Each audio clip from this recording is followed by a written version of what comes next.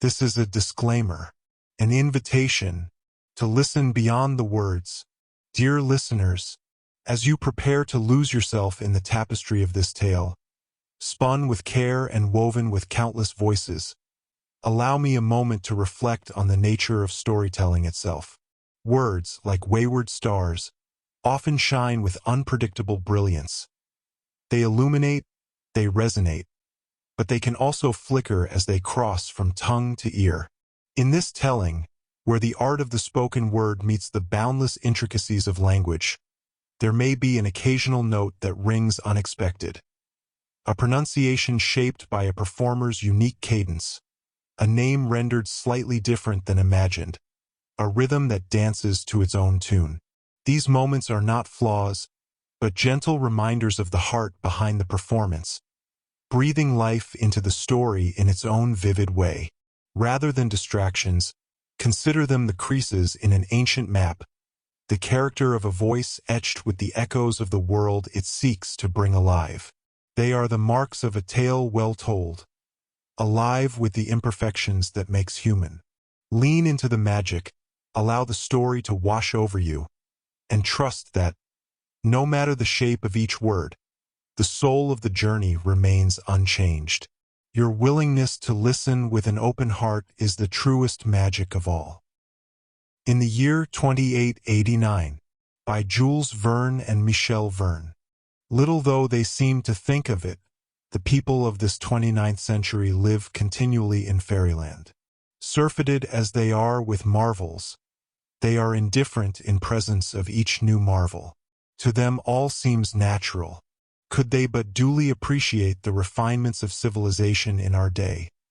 Could they but compare the present with the past, and so better comprehend the advance we have made? How much fairer they would find our modern towns, with populations amounting sometimes to 10 million souls.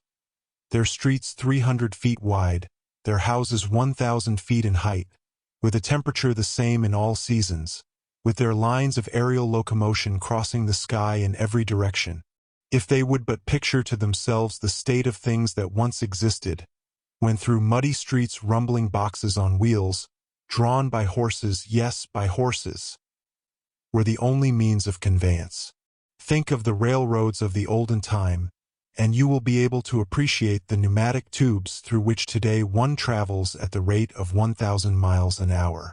Would not our contemporaries prize the telephone and the telephote more highly if they had not forgotten the telegraph? Singularly enough, all these transformations rest upon principles which were perfectly familiar to our remote ancestors, but which they disregarded. Heat, for instance, is as ancient as man himself. Electricity was known 3,000 years ago, and steam 1,100 years ago. Nay, so early as 10 centuries ago it was known that the differences between the several chemical and physical forces depend on the mode of vibration of the etheric particles, which is for each specifically different. When at last the kinship of all these forces was discovered, it is simply astounding that 500 years should still have to elapse before men could analyze and describe the several modes of vibration that constitute these differences. Above all, it is singular that the mode of reproducing these forces directly from one another, and of reproducing one without the others, should have remained undiscovered till less than 100 years ago.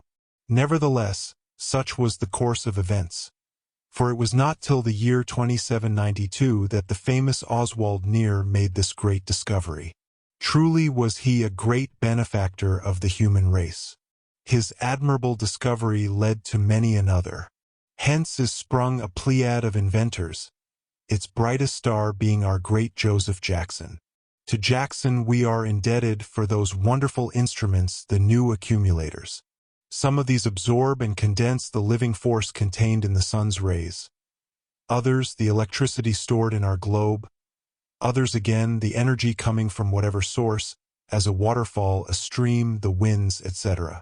He, too, it was that invented the transformer, a more wonderful contrivance still, which takes the living force from the accumulator, and, on the simple pressure of a button, gives it back to space in whatever form may be desired, whether as heat, light, electricity, or mechanical force, after having first obtained from it the work required.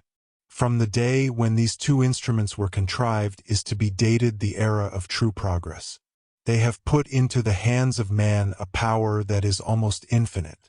As for their applications, they are numberless. Mitigating the rigors of winter, by giving back to the atmosphere the surplus heat stored up during the summer, they have revolutionized agriculture.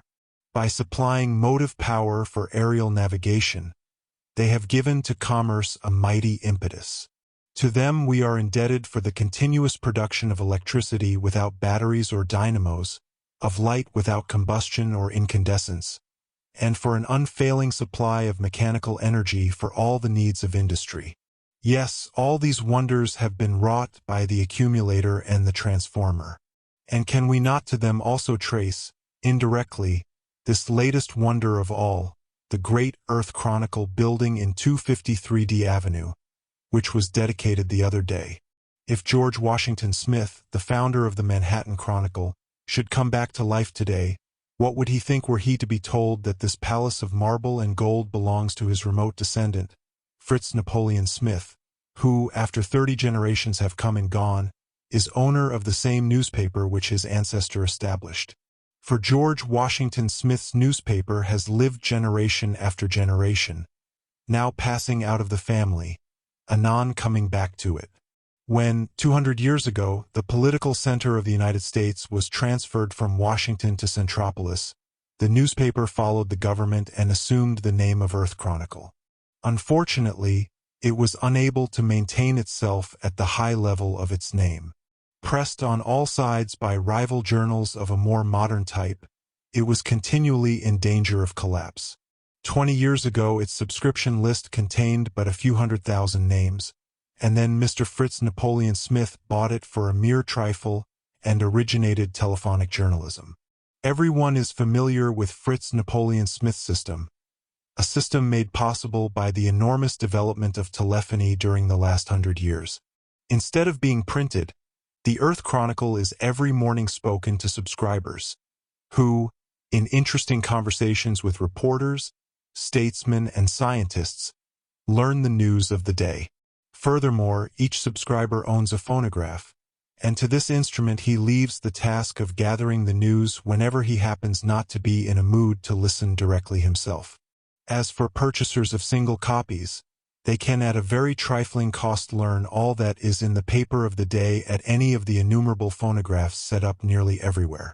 Fritz Napoleon Smith's innovation galvanized the old newspaper. In the course of a few years, the number of subscribers grew to be 85 million, and Smith's wealth went on growing, till now it reaches the almost unimaginable figure of $10 billion. This lucky hit has enabled him to erect his new building, a vast edifice with 4 facades, each 3,250 feet in length, over which proudly floats the 100-starred flag of the Union.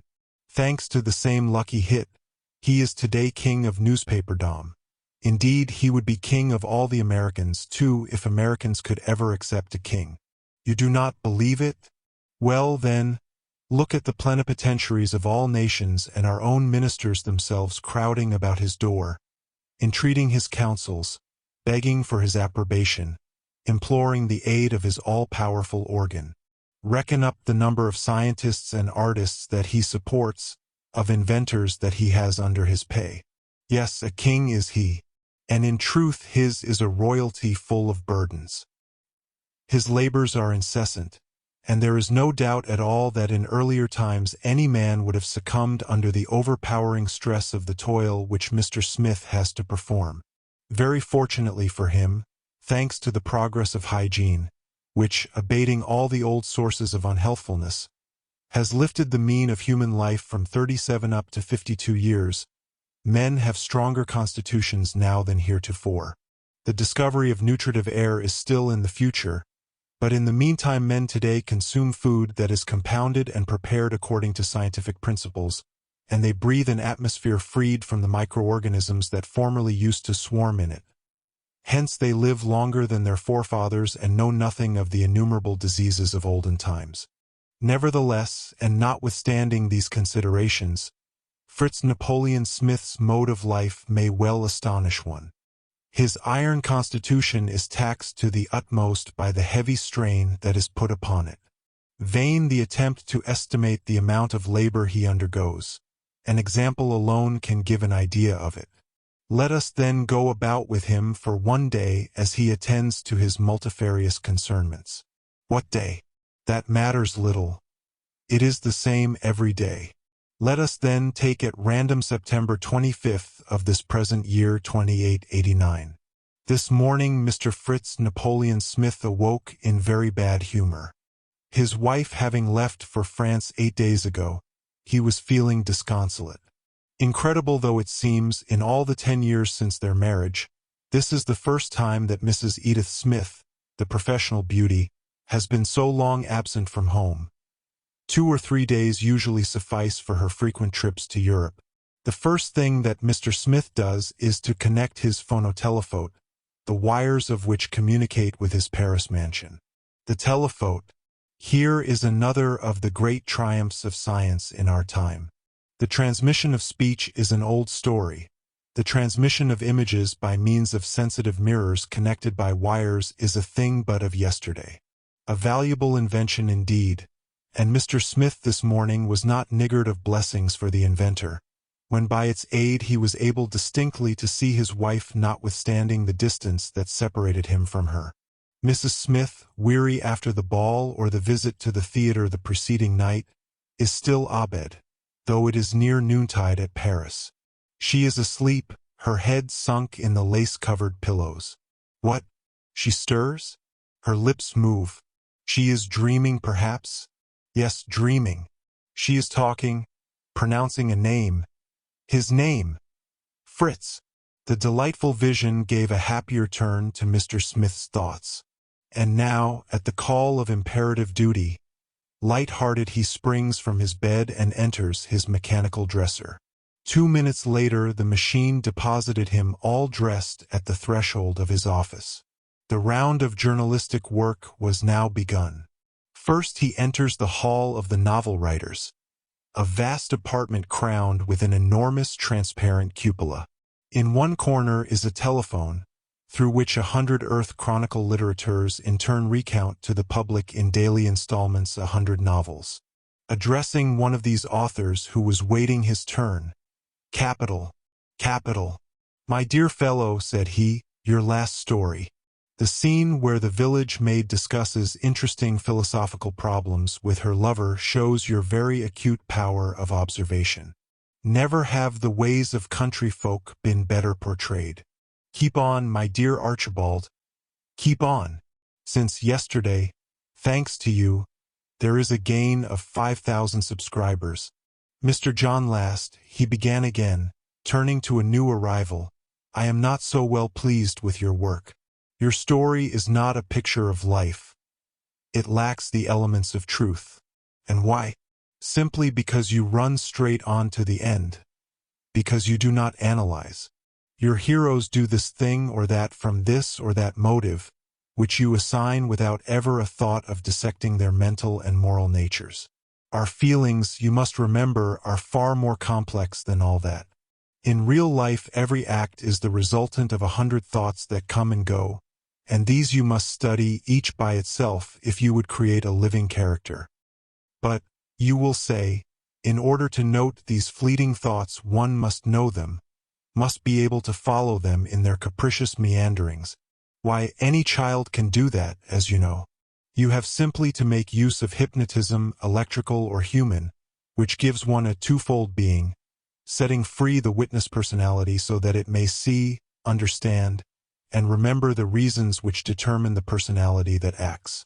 Just study yourself as you live from day to day, my dear Last. Imitate your associate whom I was complimenting a moment ago. Let yourself be hypnotized. What's that? You have tried it already? Not sufficiently. Then not sufficiently. Mr. Smith continues his round and enters the reporters' hall. Here 1,500 reporters, in their respective places, facing an equal number of telephones, are communicating to the subscribers the news of the world as gathered during the night. The organization of this matchless service has often been described. Besides his telephone, each reporter, as the reader is aware, has in front of him a set of commutators, which enable him to communicate with any desired telephotic line. Thus, the subscribers not only hear the news but see the occurrences. When an incident is described that is already past, photographs of its main features are transmitted with the narrative. And there is no confusion withal. The reporter's items, just like the different stories and all the other component parts of the journal, are classified automatically according to an ingenious system and reach the hearer in due succession. Furthermore, the hearers are free to listen only to what specially concerns them. They may at pleasure give attention to one editor and refuse it to another. Mr. Smith next addresses one of the 10 reporters in the astronomical department, a department still in the embryonic stage, but which will yet play an important part in journalism. Well, Cash, what's the news? We have phototelegrams from Mercury, Venus, and Mars. Are those from Mars of any interest? Yes, indeed. There is a revolution in the Central Empire. And what of Jupiter? Asked Mr. Smith. Nothing as yet. We cannot quite understand their signals. Perhaps ours do not reach them. That's bad, exclaimed Mr. Smith as he hurried away, not in the best of humor, toward the hall of the scientific editors. With their heads bent down over their electric computers, 30 scientific men were absorbed in transcendental calculations. The coming of Mr. Smith was like the falling of a bomb among them. Well, gentlemen, what is this I hear? No answer from Jupiter? Is it always to be thus? Come, Cooley, you have been at work now 20 years on this problem, and yet— True enough, replied the man addressed. Our science of optics is still very defective, and through our 1 3/4 telescopes. Listen to that, Peer, broke in Mr. Smith, turning to a second scientist. Optical science defective. Optical science is your specialty. But, he continued, again addressing William Cooley, failing with Jupiter, are we getting any results from the moon?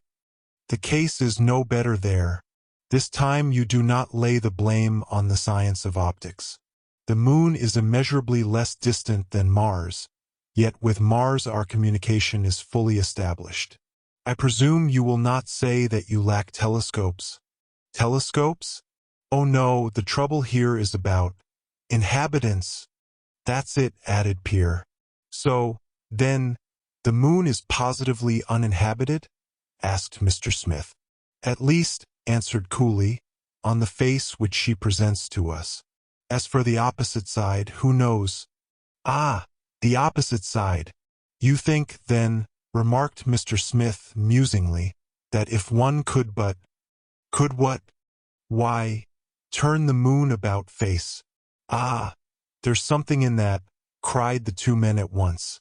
And indeed, so confident was their air, they seemed to have no doubt as to the possibility of success in such an undertaking. Meanwhile, asked Mr. Smith, after a moment's silence, have you no news of interest today? Indeed we have, answered Cooley. The elements of Olympus are definitively settled.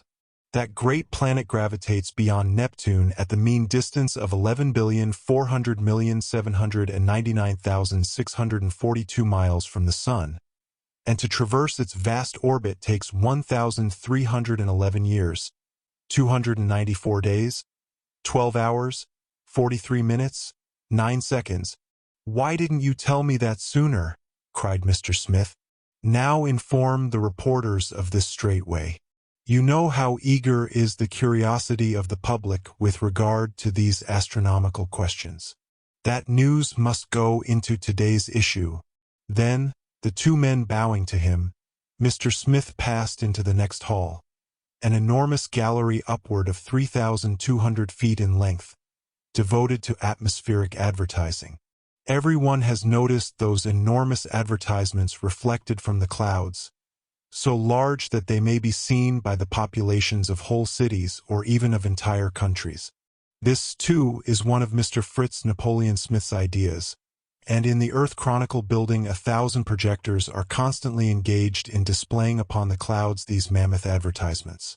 When Mr. Smith today entered the Sky Advertising Department, he found the operators sitting with folded arms at their motionless projectors, and inquired as to the cause of their inaction. In response, the man addressed simply pointed to the sky, which was of a pure blue. "Yes," muttered Mr. Smith, "a cloudless sky. That's too bad. But what's to be done? Shall we produce rain? That we might do, but is it of any use? What we need is clouds, not rain. Go," said he, addressing the head engineer, "go see Mr. Samuel Mark of the Meteorological Division of the Scientific Department, and tell him for me to go to work in earnest on the question of artificial clouds. It will never do for us to be always thus at the mercy of cloudless skies." Mr. Smith's daily tour through the several departments of his newspaper is now finished. Next, from the advertisement hall he passes to the reception chamber, where the ambassadors accredited to the American government are awaiting him, desirous of having a word of counsel or advice from the all-powerful editor. A discussion was going on when he entered. "Your Excellency will pardon me," the French ambassador was saying to the Russian, "but I see nothing in the map of Europe that requires change. The north for the Slavs. Why, yes, of course. But the south for the Latins. Our common frontier, the Rhine, it seems to me, serves very well. Besides, my government, as you must know, will firmly oppose every movement, not only against Paris, our capital, or our two great prefectures, Rome and Madrid, but also against the kingdom of Jerusalem, the dominion of St. Peter, of which France means to be the trusty defender." "Well said," exclaimed Mr. Smith. "How is it," he asked, turning to the Russian ambassador, "that you Russians are not content with your vast empire, the most extensive in the world, stretching from the banks of the Rhine to the Celestial Mountains and the Karakoram, whose shores are washed by the frozen ocean, the Atlantic, the Mediterranean, and the Indian Ocean? Then what is the use of threats? Is war possible in view of modern inventions? Asphyxiating shells capable of being projected a distance of 60 miles, an electric spark of 90 miles, that can at one stroke annihilate a battalion. To say nothing of the plague, the cholera, the yellow fever, that the belligerents might spread among their antagonists mutually, and which would in a few days destroy the greatest armies." "True," answered the Russian, "but can we do all that we wish? As for us Russians, pressed on our eastern frontier by the Chinese, we must at any cost put forth our strength for an effort toward the west." "Oh, is that all? In that case," said Mr. Smith, "the thing can be arranged. I will speak to the Secretary of State about it. The attention of the Chinese government shall be called to the matter. This is not the first time that the Chinese have bothered us. Under these conditions, of course," and the Russian ambassador declared himself satisfied. "Ah, Sir John, what can I do for you?" asked Mr. Smith as he turned to the representative of the people of Great Britain, who till now had remained silent. "A great deal," was the reply. "If the Earth Chronicle would but open a campaign on our behalf." "And for what object?" "Simply for the annulment of the act of Congress annexing to the United States the British Islands. Though, by a just turnabout of things here below, Great Britain has become a colony of the United States, the English are not yet reconciled to the situation. At regular intervals they are ever addressing to the American government vain complaints. A campaign against the annexation that has been an accomplished fact for 150 years, exclaimed Mr. Smith. "How can your people suppose that I would do anything so unpatriotic? We at home think that your people must now be sated. The Monroe Doctrine is fully applied. The whole of America belongs to the Americans. What more do you want? Besides, we will pay for what we ask." "Indeed," answered Mr. Smith, without manifesting the slightest irritation. "Well, you English will ever be the same. No, no, Sir John, do not count on me for help. Give up our fairest province, Britain? Why not ask France generously to renounce possession of Africa, that magnificent colony, the complete conquest of which cost her the labor of 800 years. You will be well received. You decline. All is over then, murmured the British agent sadly. The United Kingdom falls to the share of the Americans, the Indies to that of the Russians, said Mr. Smith, completing the sentence. Australia has an independent government. Then nothing at all remains for us, sighed Sir John, downcast. Nothing? Asked Mr. Smith, laughing. Well, now there's Gibraltar. With this sally the audience ended. The clock was striking 12, the hour of breakfast. Mr. Smith returns to his chamber. Where the bed stood in the morning, a table all spread comes up through the floor. For Mr. Smith, being above all a practical man, has reduced the problem of existence to its simplest terms. For him, instead of the endless suites of apartments of the olden time, one room fitted with ingenious mechanical contrivances is enough. Here he sleeps, takes his meals, in short, lives. He seats himself. In the mirror of the phonotelephote is seen the same chamber at Paris which appeared in it this morning. A table furnished forth is likewise in readiness here, for notwithstanding the difference of hours, Mr. Smith and his wife have arranged to take their meals simultaneously. It is delightful thus to take breakfast tete-a-tete with one who is 3,000 miles or so away. Just now, Mrs. Smith's chamber has no occupant. She is late. Woman's punctuality. Progress everywhere except there, muttered Mr. Smith as he turned the tap for the first dish. For like all wealthy folk in our day, Mr. Smith has done away with the domestic kitchen and is a subscriber to the Grand Alimentation Company, which sends through a great network of tubes to subscribers' residences all sorts of dishes, as a varied assortment is always in readiness. A subscription costs money, to be sure, but the cuisine is of the best, and the system has this advantage, that it does away with the pestering race of the cordons bleus. Mr. Smith received and ate, all alone, the hors d'oeuvre, entrees, rôti, and legumes that constituted the repast. He was just finishing the dessert when Mrs. Smith appeared in the mirror of the telephote. "Why, where have you been?" asked Mr. Smith through the telephone. "What? You are already at the dessert? Then I am late," she exclaimed, with a winsome naivete. "Where have I been, you ask? Why, at my dressmaker's. The hats are just lovely this season. I suppose I forgot to note the time, and so am a little late." "Yes, a little," growled Mr. Smith. "So little that I have already quite finished breakfast. Excuse me if I leave you now, but I must be going."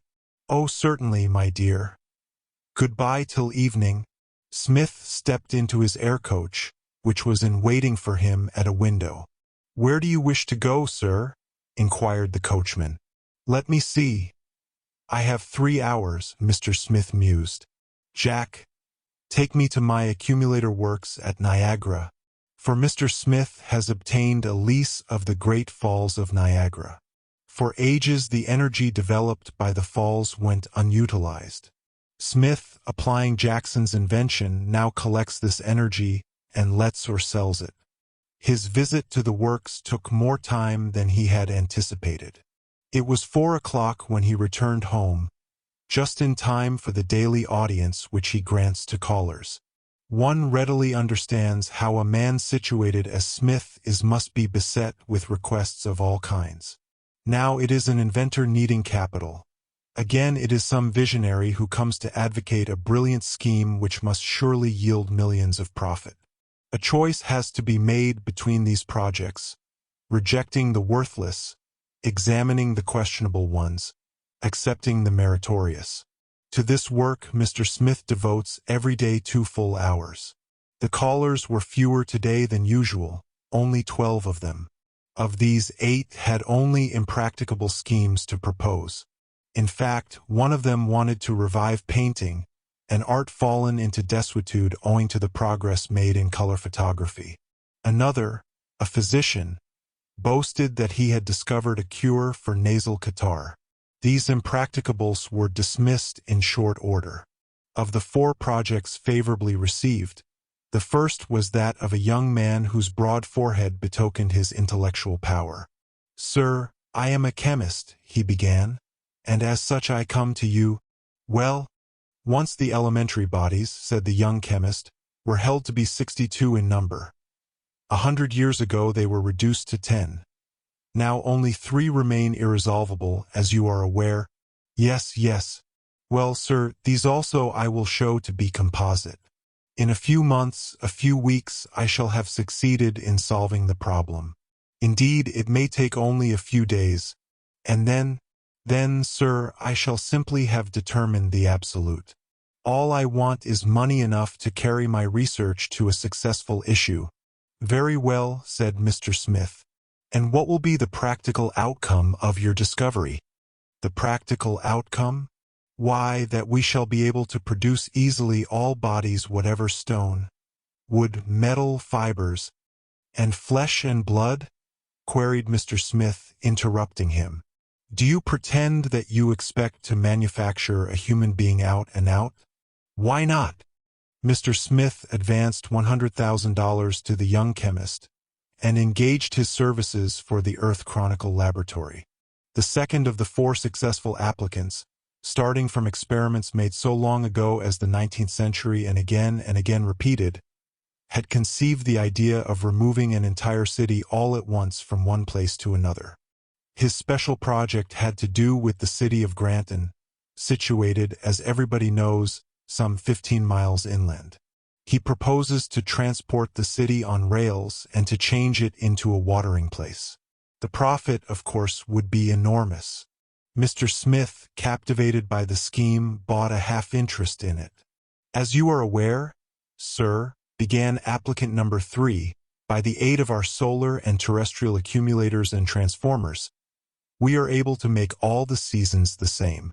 I propose to do something better still. Transform into heat a portion of the surplus energy at our disposal. Send this heat to the poles. Then the polar regions, relieved of their snowcap, will become a vast territory available for man's use. What think you of the scheme? Leave your plans with me, and come back in a week. I will have them examined in the meantime." Finally, the 4th announced the early solution of a weighty scientific problem. Everyone will remember the bold experiment made 100 years ago by Dr. Nathaniel Faithburn. The doctor, being a firm believer in human hibernation, in other words, in the possibility of our suspending our vital functions and of calling them into action again after a time, resolved to subject the theory to a practical test. To this end, having first made his last will and pointed out the proper method of awakening him, having also directed that his sleep was to continue 100 years to a day from the date of his apparent death, he unhesitatingly put the theory to the proof in his own person. Reduced to the condition of a mummy, Dr. Faithburn was coffined and laid in a tomb. Time went on. September 25, 2889, being the day set for his resurrection, it was proposed to Mr. Smith that he should permit the second part of the experiment to be performed at his residence this evening. "Agreed.